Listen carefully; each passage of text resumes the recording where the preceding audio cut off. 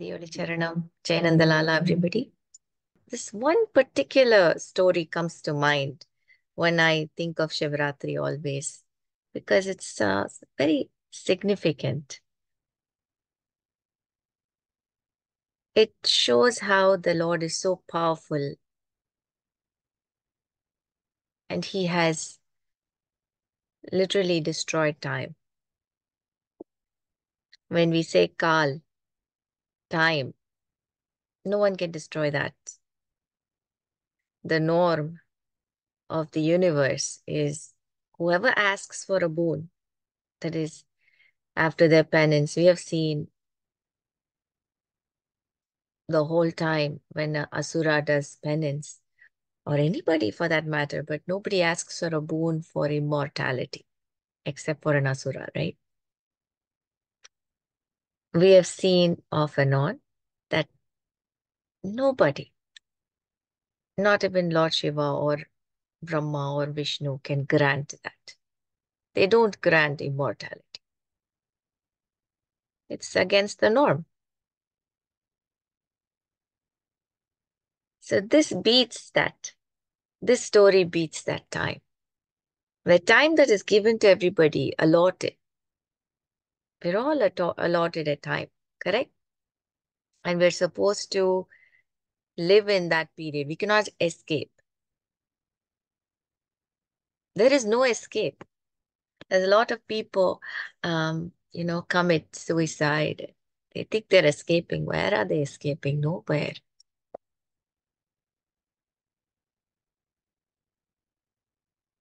It's a different world that you're pushed into.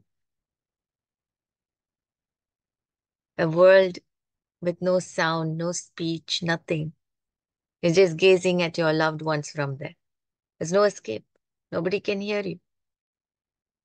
What a life. It's more punishing than life on earth. Right? We talk about spirits, right? Where are they? They're all stuck in one world. And this is very important for everybody to hear, because a lot of people we know and everybody have this feeling that let me just leave everything and go. No, there is no escape. You cannot go anywhere. You're going to be caught in another world. And that is why the goddess also said, when somebody asked her about spirits and ghosts, she said, அவ பாட்டுக்கு அவ உலகத்துல இருக்கா, நீ அவளை போய் படுத்துற.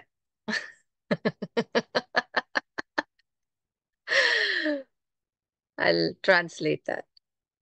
She said, let them be in their own world. Why are you troubling them? Which is true. They're not in this world.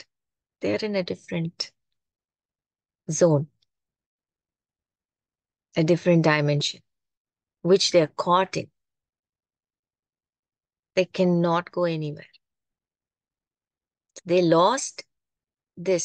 They thought this was hell. That is more of hell. It's more of hell. And they cannot come back, right? They cannot even imagine to come back. They have to finish that cycle. They have to finish the lifespan that they were given.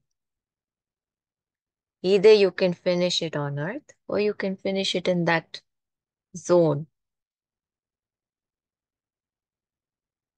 No escape.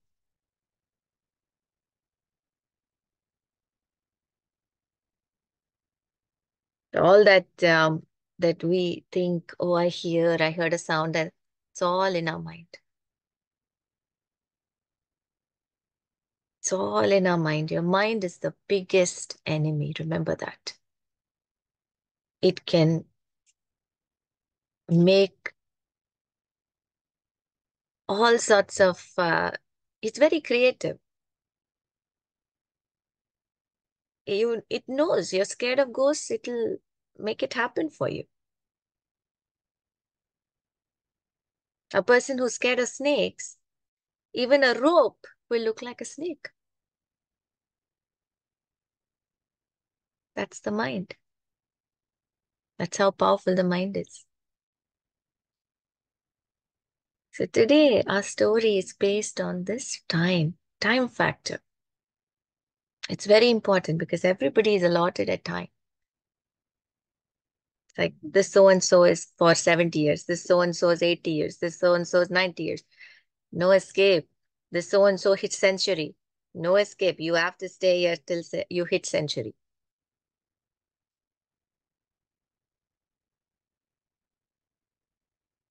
A lot of people have asked in the past in our puranas for the boon of immortality, which they have never succeeded.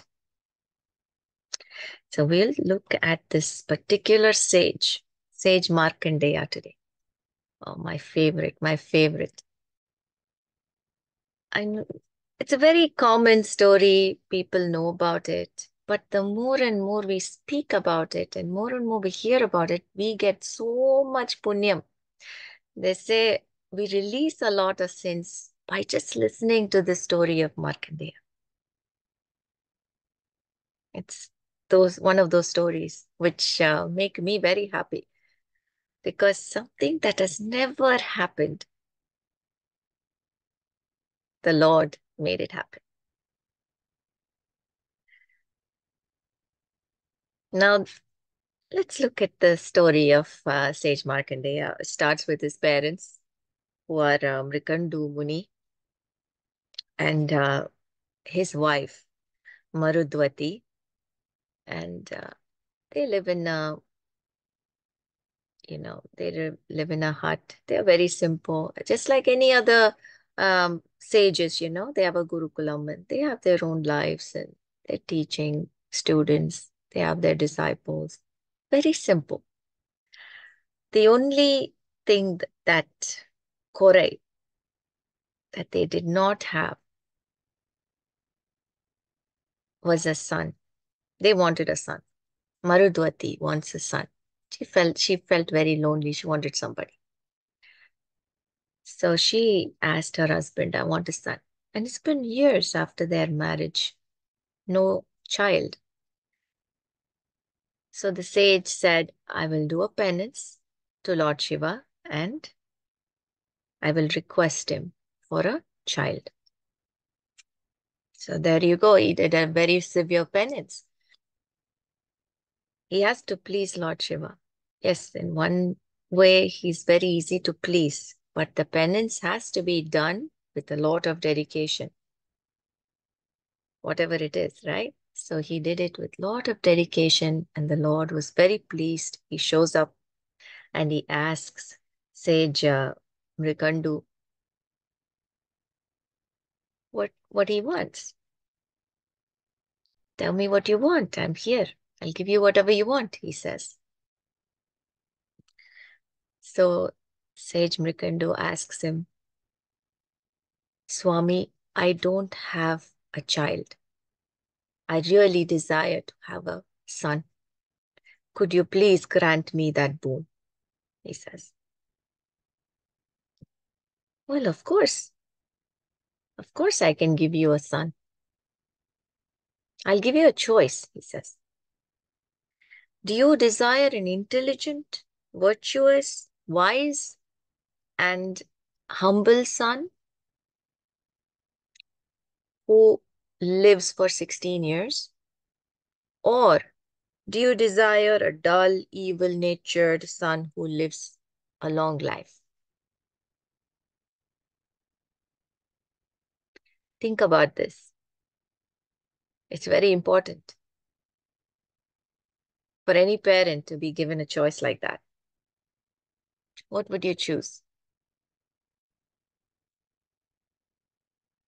Because he was a Muni, because he's unlike us, because we all see the lifespan. We'll think, நம்ம சரி பண்ணிக்கலாம். We will make him okay.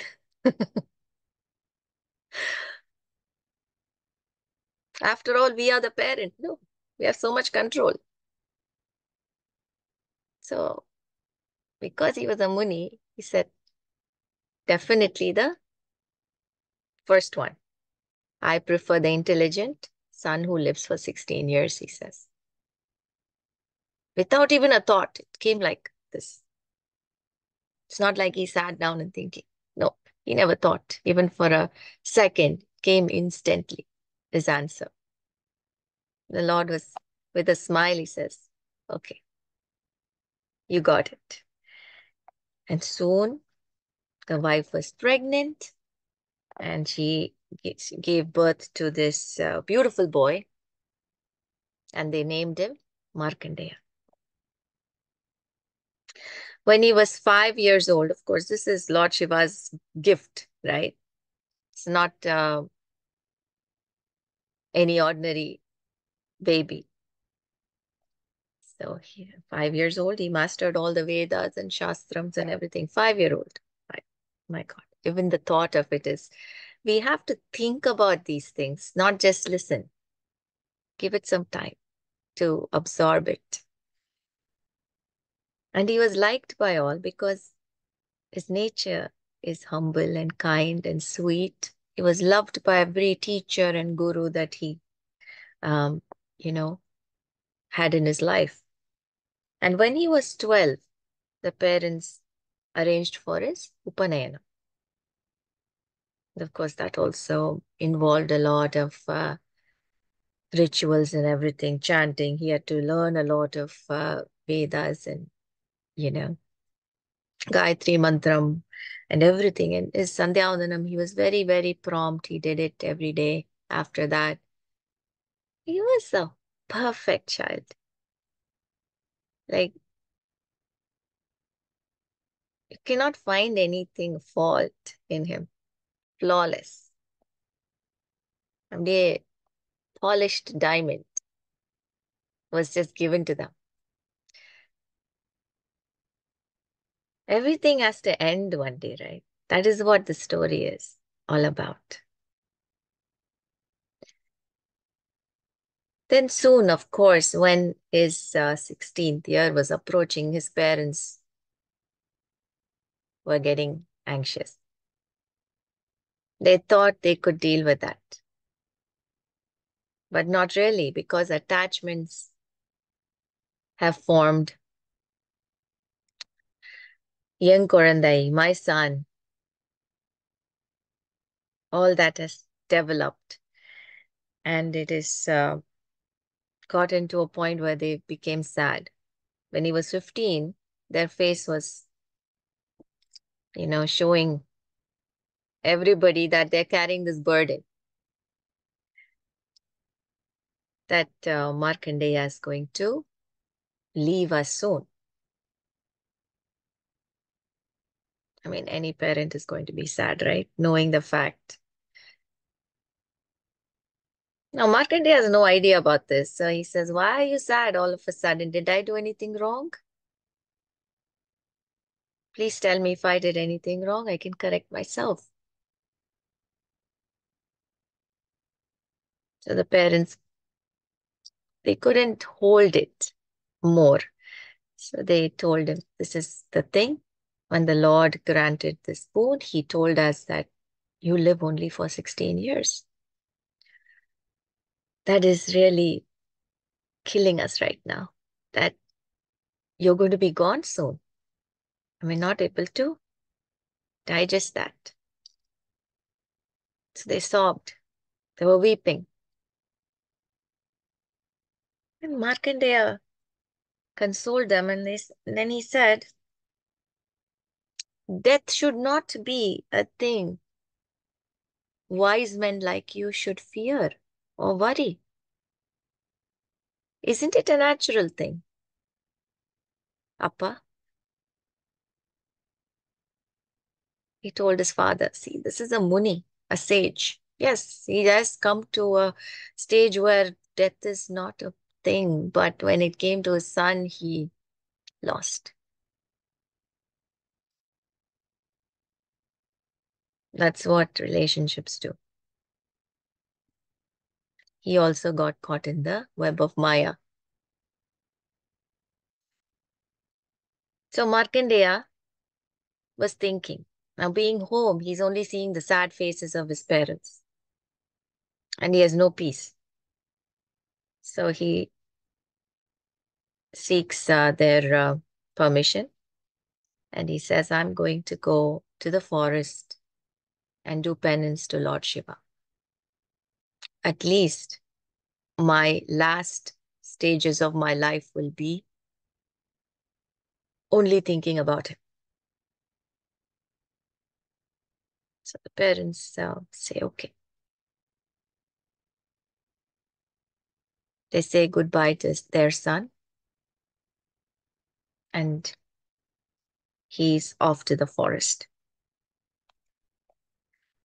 He just turned 16, and he's doing severe penance. Severe penance to Lord Shiva. He's made a lingam, and he's just sitting in front and closed his eyes and full meditation, dhyana. Once you are in constant dhyana, meditation towards the Lord, his eyes are on you. His attention is on you.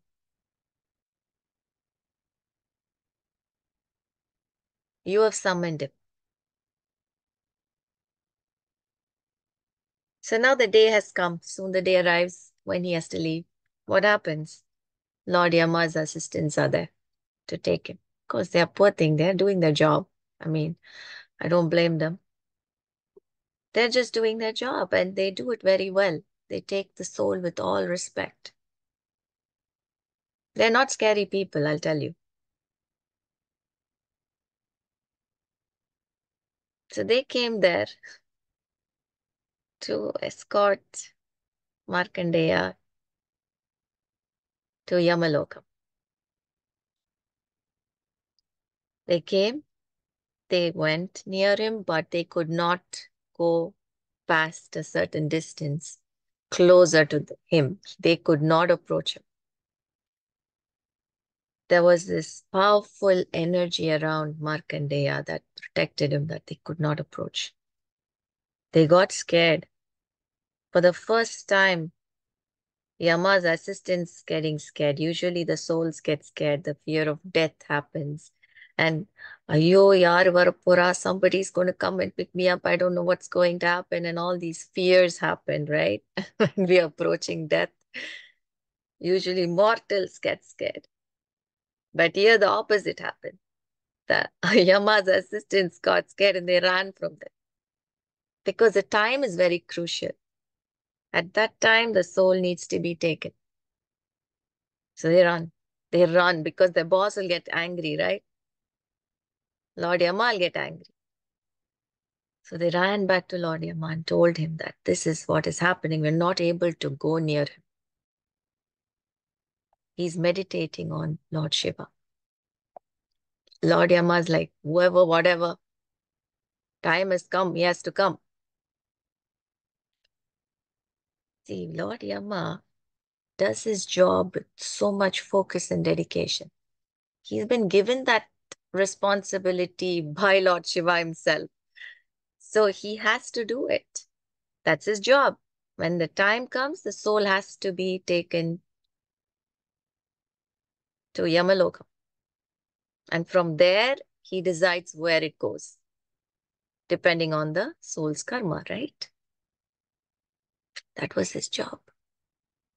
So he says, okay, you guys are useless. Let me go and see. Naane pore. I will go and see what's going on. And so he comes seated on his buffalo. That is his vahanam. And he has this big rope with a noose, you know. And he comes there and he saw Markandeya meditating on Lord Shiva without no fear, nothing, you know, so peaceful and calm he looked, that small 16-year-old boy.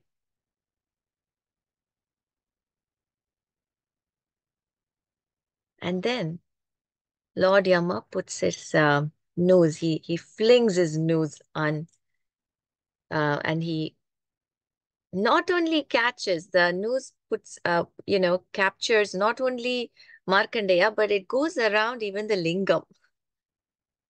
Unfortunately, Lord Yama's bad luck. So he got both of them caught in it. Now, when that happened, Markandeya opens his eyes and he saw this Lord Yama standing in front. He immediately closed back, closed his eyes and hugged the lingam tightly. He hugs it. A 16-year-old, what else do you expect? He just hugs the lingam. Now the news is around Lord Shiva also. When Yama started pulling, he's pulling Lord Shiva too.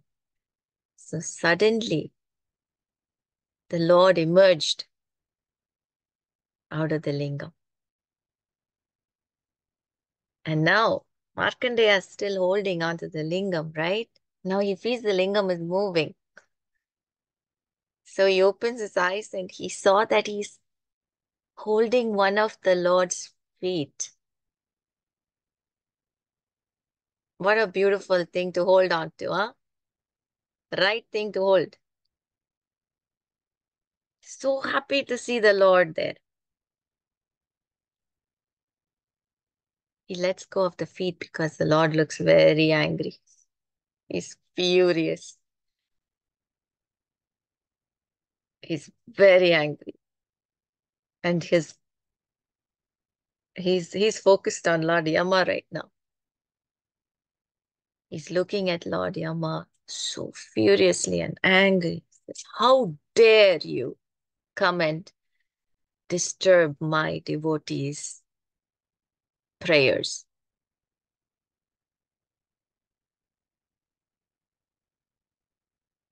Lord Yama is he's scared. He throws his nose, the rope out, and then he goes back and he's like, Swami, I'm sorry. I seek your forgiveness. I didn't know. It was his time. He has to leave. His soul has to be taken. You only gave him the boon, Swami. He says. He has no idea what to do, right? This is his job. But the Lord is so angry. The Lord is so angry. He says, you disturbed his penance towards me.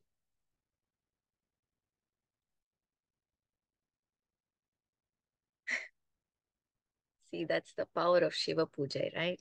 That's the power of Shiva Puja, that even the Lord Yama cannot approach you.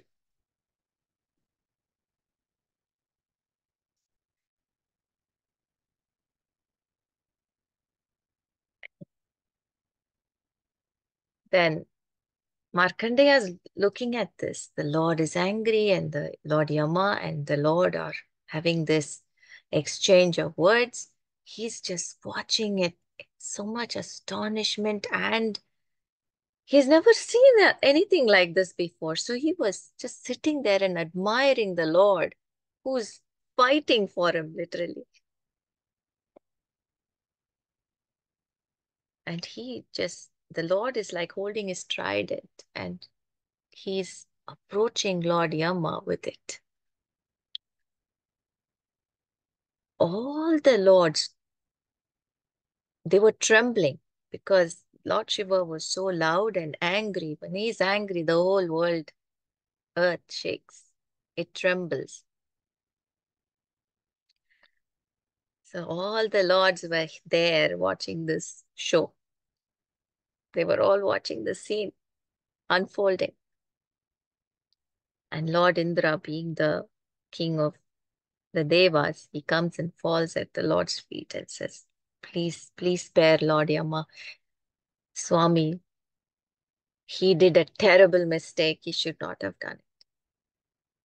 Because they know if the Lord Yama is killed, end of, you know, the birth and death cycle, right? The balance is gone. So Lord Indra comes and all the lords come and seek forgiveness for Lord Yama. They all fall at his feet. And Lord Yama also follows. He's scared then. He was like scared, so scared. He comes and falls at his feet and asks for forgiveness. He says, I will not do anything like this anymore. What happens after that incident is Lord Yama loses his weapon. And then he had to do penance to regain it again from Lord Shiva. So he understood clearly when a devotee is praying to Lord Shiva, leave him alone. It's Lord Shiva's business, not mine. That's what Lord Yama understood. So even if it is Lord Shiva's devotee, he'll seek his permission and then come. That's the power of Lord Shiva. So Lord Shiva then lets go of Lord Yama. And he's so pleased with Markandeya. He looks at him and he says, Markandeya, I'm very happy with you, my child. I'm very pleased with your bhakti. You will live forever. You will not be bothered by Lord Yama again, he says. You will remain 16 forever. You have a lot to accomplish for the future generations. You will be called as the boy who conquered death. That's what the Lord says. All this boon to a child who never asked for this. Did he ask for all this? Did he ask for immortality? No. But he was given. From that day onwards, the Lord is called Kala Samhara Murti because he destroyed time, which I started off by telling you how important time is, right? We live a span. No one can destroy it. No one can come and mess with it. Our birth or our death is already pre-registered. It's like our ticket is booked. A round trip. Nobody can mess with it. So here the Lord, he destroyed that. He destroyed time.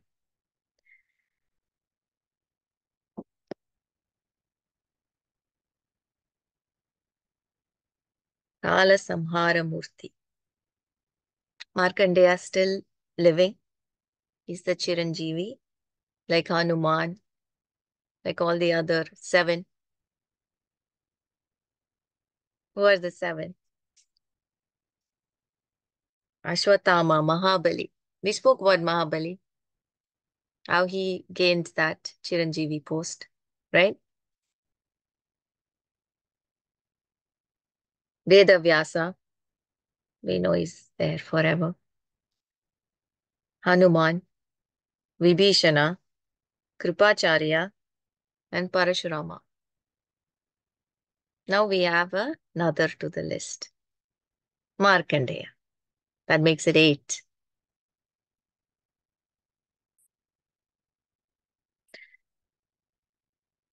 Markandeya was stopped for a reason. No one can escape death, but he did. The Lord came and destroyed that time for him. There is a reason. He wrote the Markandeya Purana. It consists of 9,000 verses and 137 chapters. It has stories of Lord Indra, Lord Agni, Lord Surya, Lord Krishna. So many beautiful stories. It also, the last chapter, has Devi Mahatmya, which is a blessing he received from the goddess herself. That he would write that. He would compose that? Think about it. It is all the praises and stories of Goddess Durga, which is chanted even today for Navaratri, right? So see how much he accomplished. Now this Markandeya Purana, a lot of questions are answered from the Mahabharatam and various questions in Mahabharatam. They're all answered. And it is one of the very significant, one of the 18 Puranas. Lord Brahma also was very impressed and with Markandeya's penance and everything. And he taught him the Mrityunjaya mantra. Now that mantra is chanted to get rid of the fear of death. People chant it to beat death. That's not possible. You cannot chant to beat death. You're not Markandeya.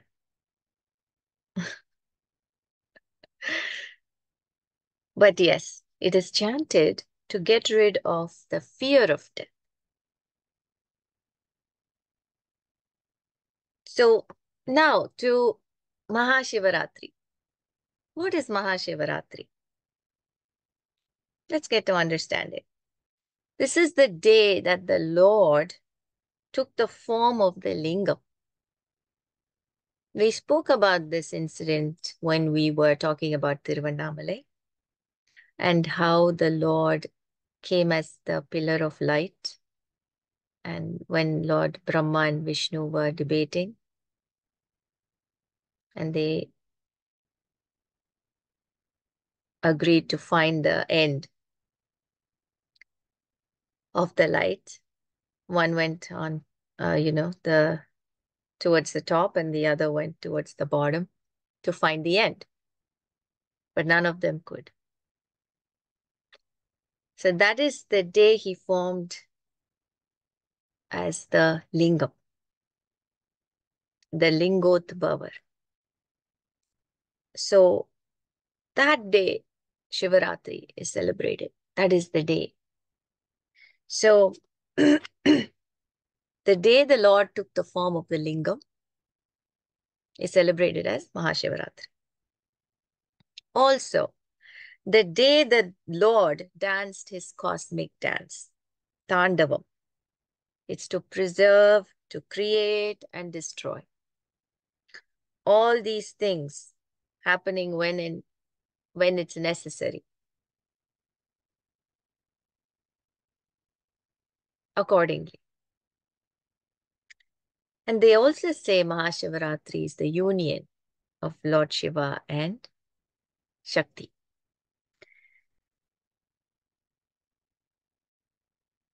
Mahashivaratri is the day to give up all our negatives inside. It's like churning and removing. We'll understand this more. For this, we have to rewind, which takes us back to Lord Manmata, the Lord of Love.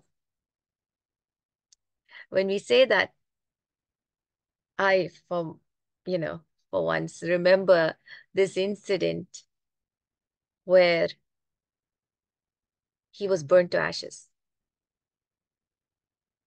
That's what comes to our mind, right? When I say Manmata, this is what comes to everybody's mind.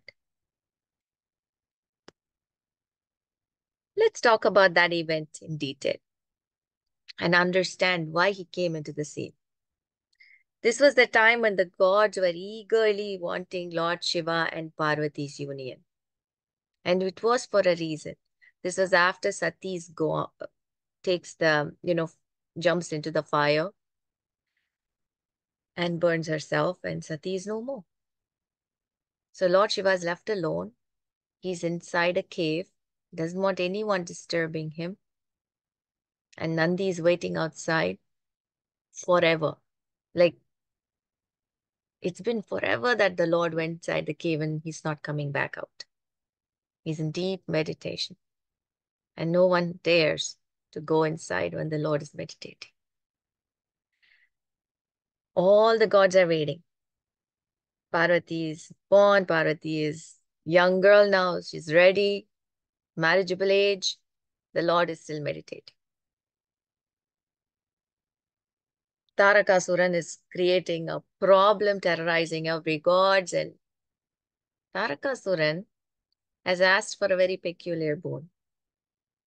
Knowing that Sati is no more, he asked for a boon that only Shiva's son, Lord Shiva's son, can kill me.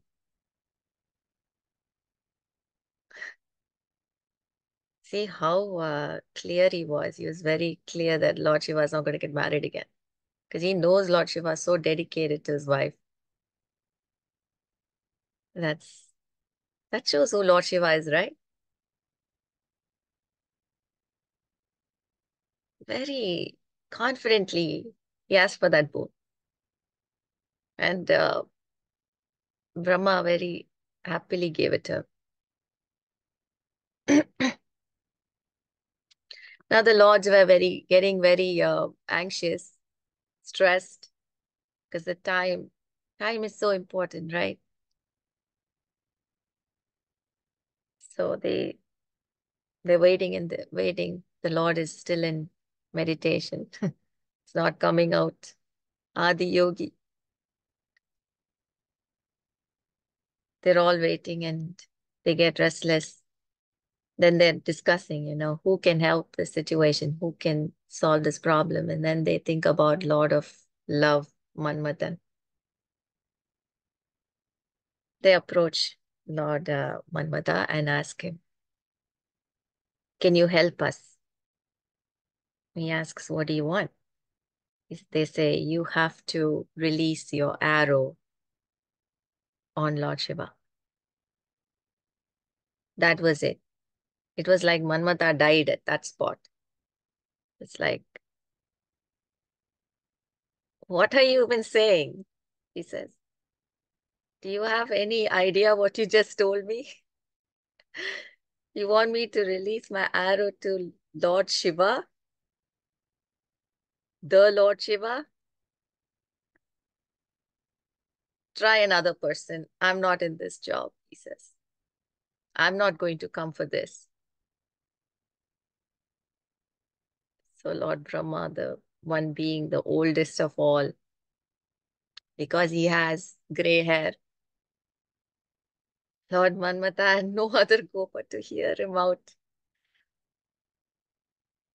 Lord Brahma says, listen, this job, you're not doing it for anything else. You're doing it for the whole welfare of the universe. So when you do something for the benefit of others, it's not a sin. You'll be forgiven. This took many years. Convincing Lord Manmata took many years.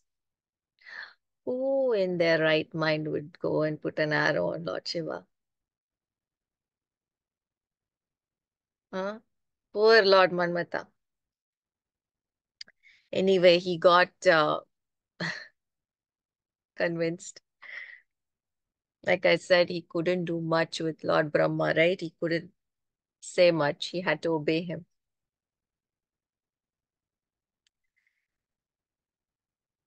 So Lord Brahma, Manmata, after all this request, he agrees. He says, okay, I will take his name and I will release the arrow, he says. Whose name? Lord Shiva's name. I will take his name and I will release the arrow. Whatever happens, it's his doing, his, whatever he does, I'm okay, he says. Everyone is tensed and they were all just happy that they're not Lord Manmata. At that time, they were just so glad that they were not Lord Manmata. They were just anxiously looking at this whole scene. Lord Manmada is there. He enters the cave.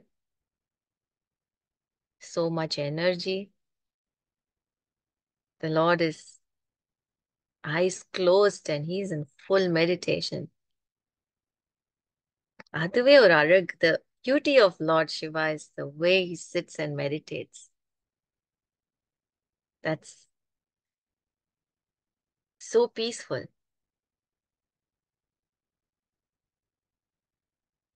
So yes, Lord Manmada saw him and he forgot why he was there. That's how peaceful Lord Shiva looked. He didn't want to disturb it. He's like, why is this world wanting to disturb him? But then he remembered and he went and positioned himself for a great shot, you know.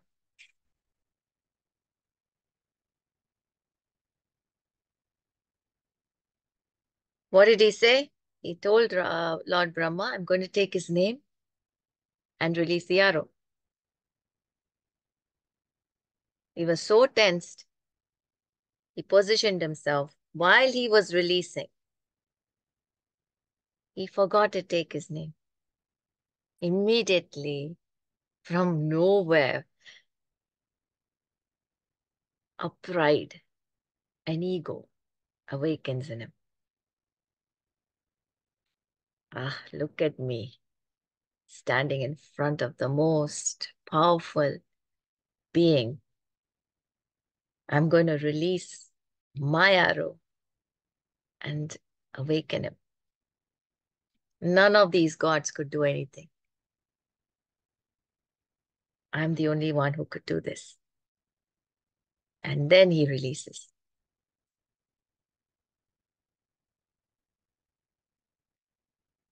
We all know next what happened. The Lord's third eye opens and Manmada is ashes, burnt instantly. Everybody is like, whoa. You know, it's like everyone is all together. They could see only a powder on the thing.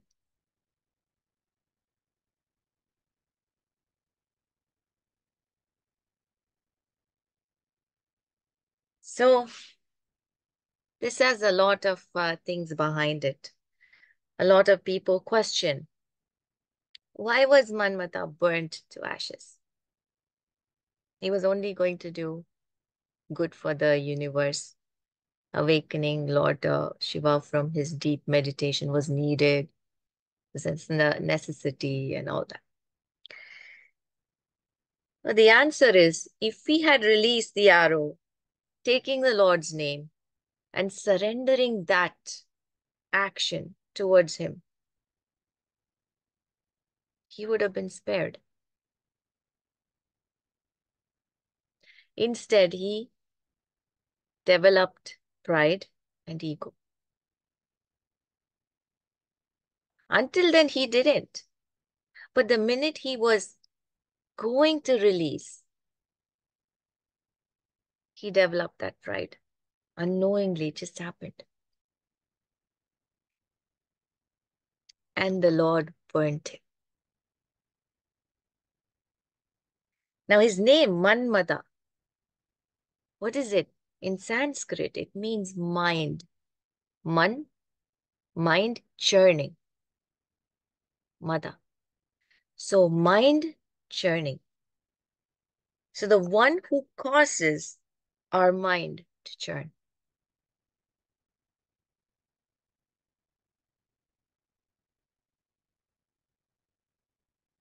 Lord Shiva is the destroyer of Manmada. The destroyer of the churning of our mind.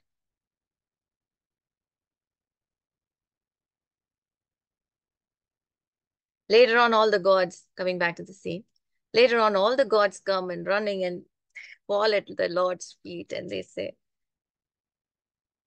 the Lord of love is needed. Manmadan is needed. Without him, Prakriti cannot survive. He's needed. Please have mercy on him. We wanted to awake you from this meditative mode. We need you. You need to. There should be a union between you and Parvati. Devi is waiting. So all these things are, you know, everybody is talking. All the devas are pleading. They fell at the Lord's feet and they're pleading. Then he took mercy and he said, I will bring him back. But he will be formless. He will not have a form. I will bring him back. So this Manmada exists in all our mind, formless. He's the one. The emperor of our mind is Manmada, the one who causes the desire. We're after all mortals. His arrow that he releases is going to capture all of us. The only person who could not, get captured is Lord Shiva. Obviously, we're not Lord Shiva. He's the one who's churning our mind and causing all this confusion in us. That is his job. The desires, our love for everything.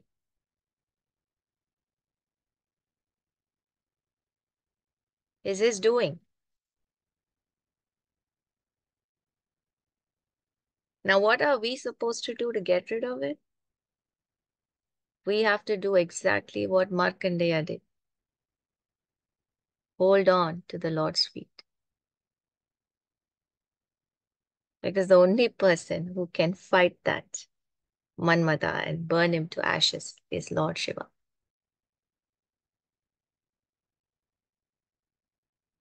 Right? We have to find mukti. We have to get released from all these five senses. And we have spoken about this in Panchabhutams and its explanations separately in a session. How we have to get rid of all those five senses, which Markandeya had. That's why he succeeded. And getting rid of these five senses is not easy. We have so much distraction in our world today. At least in Markandeya's days, there were no distractions, no iPhone and no Facebook and Instagram and all that. Reels were not there, but now we have more. We're more challenged. We are in more challenging times. But it's needed. We have to fight it and conquer it. Hold on to that Lord's feet. Just holding on to his feet gets us there, right? That's what we've seen in the story today. Even Lord Yama couldn't come. Forget Manmadan. Even Lord Yama couldn't approach Markandeya. Holding on to Lord's feet destroys even time.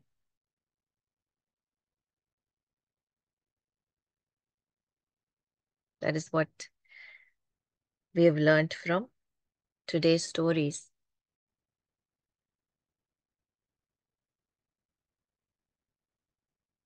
Pride, ego destroys us, right? The Manmada story. Destroying our five senses gets us closer to the Lord, like Markandeya.